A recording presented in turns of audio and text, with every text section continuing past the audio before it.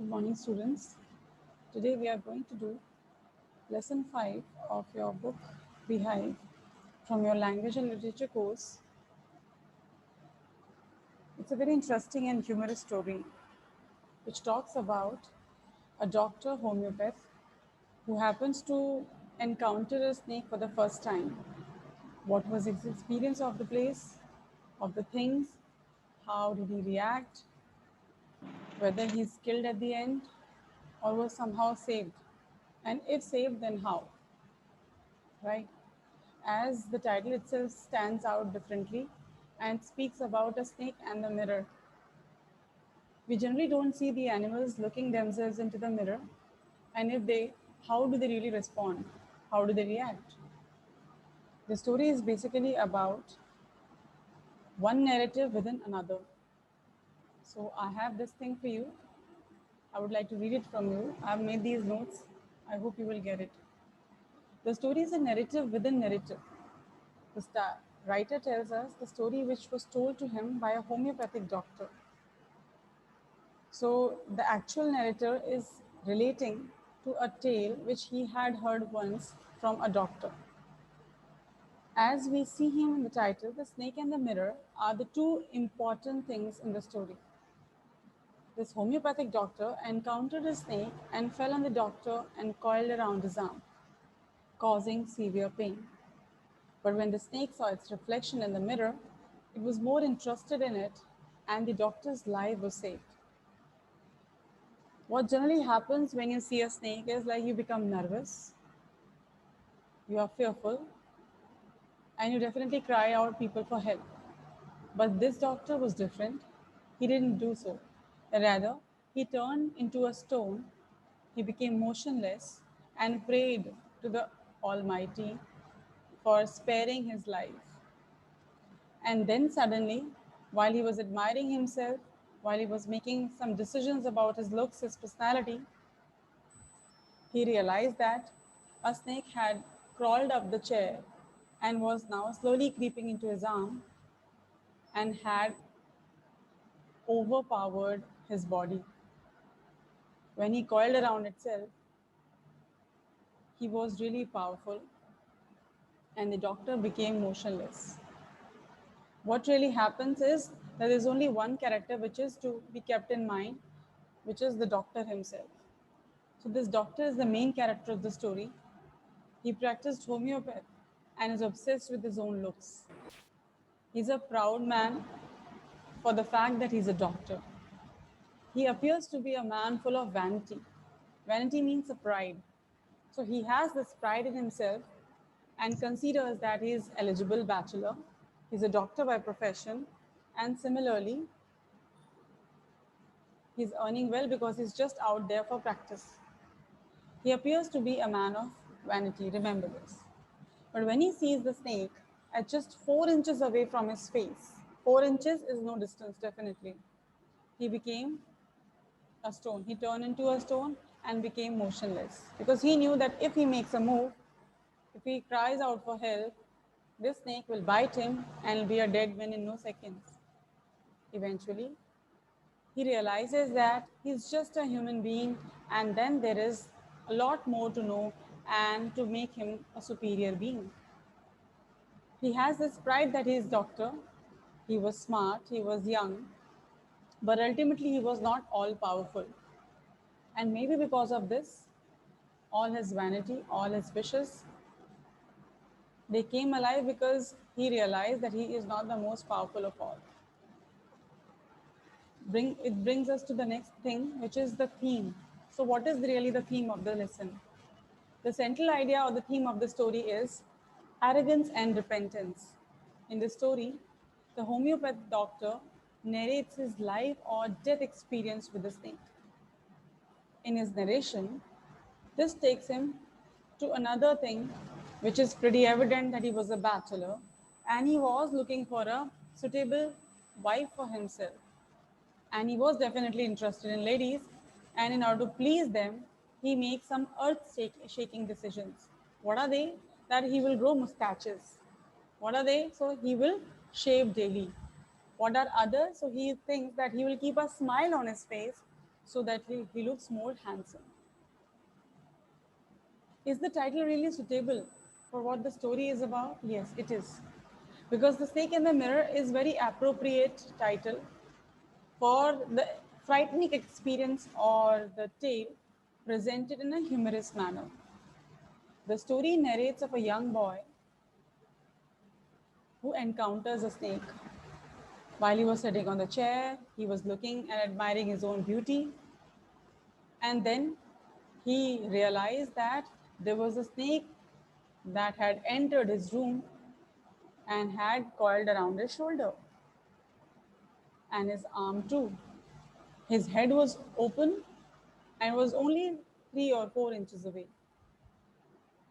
The doctor sits and turns into a stone, but decides that he shall not turn his head sideways. But suddenly the snake looked itself into the mirror and forgot what he was earlier doing. Means obviously the doctor was his prey, but somehow he did not move. Whether the doctor will be saved or not, let's figure it out. So when the snake looked its reflection in the mirror, it forgot what it was doing and started admiring, left his arm, means let loose the grip, and somehow he slithered or moved smoothly across the mirror, sparing the life of the narrator. Thus, the story revolves around snake and the mirror, the vain narrator. Vain means obviously here he is just a narrator who doesn't have much of things to speak about because he calls himself as the center of attraction and the most eligible bachelor, as a doctor, as a young man. But the snake appears to be more powerful and he is an unimportant being. It is the snake who is enamored and its own reflection and spares his life.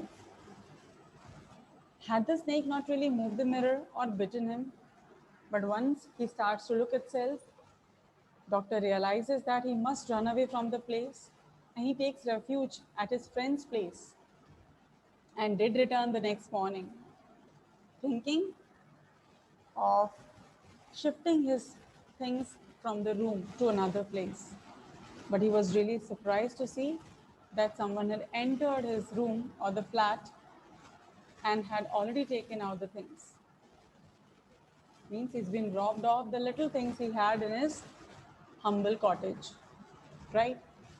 And what was the only thing left was his dirty vest as an insult to him for having not kept the hygiene in the room itself. Means even the thief had some respect and some sense of hygiene for himself, which is why he did not steal his dirty vest. This is the story about the snake and the mirror, and I would like to show you a small video on the same. I hope you will like it.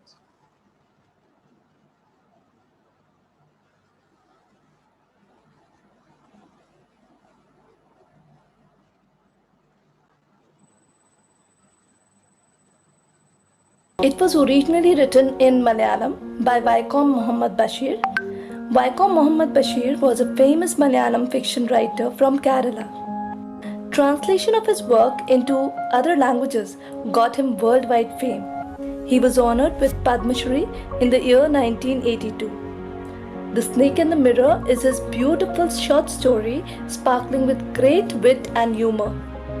V. Abdullah translated the story into English from Malayalam. The story is a narrative within a narrative, means somebody is narrating a story and within that story only someone else begins to narrate a story. The narrator recounts what a homeopathic doctor once told a group of people of which the narrator was a part. The doctor, who had recently started his practice and did not have good resources, lived in a small, poor rented room with no electricity. To add to his troubles, the room was infested with rats. However, the doctor had got used to the sound made by the rats. One day, after having his meal in a restaurant, the doctor came to his room and was about to sleep when he heard a sound. This sound was quite familiar to him, as his rented room was haunted by rats.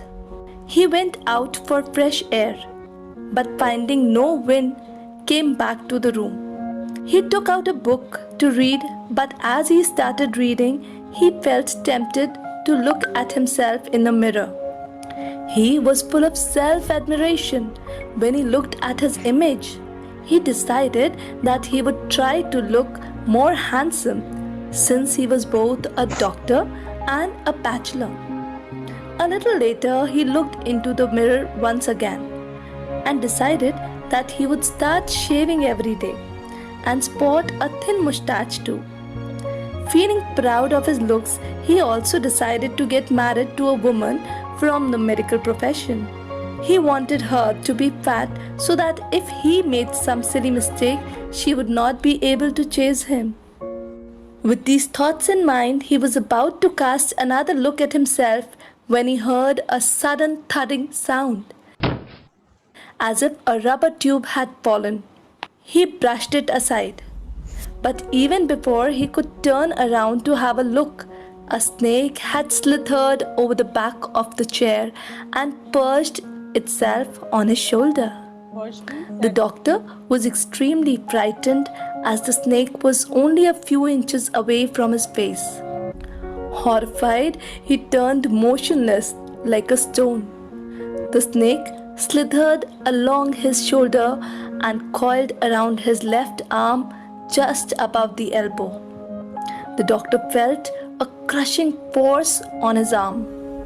Moments ago, the doctor had been feeling so proud of his looks and his profession, but now he was weak with fright. He prayed to God and started thinking of the medicine that would be required in case the snake bit him. He felt stupid because although he was a doctor, there were no medicines in his room. Even as the realization about his vanity and foolishness dawned upon the doctor, the snake turned and saw its reflection in the mirror. Soon it released the doctor's arm and moved to the table. It kept looking in the mirror as if admiring its appearance. The doctor made the most of this moment, slipped out of the room, and ran away to a friend's house. In the morning, he returned to vacate his room, but found that all his belongings, except his soiled vest, had already been stolen. So, the story conveys a message, and that message is that one should never be proud of one's beauty, strength, or achievements. The fear of death makes a person realize how futile the worldly achievements are. It is faith in God and modesty in thoughts which make a person strong. The doctor in the story is cured of his arrogance after a close brush with death.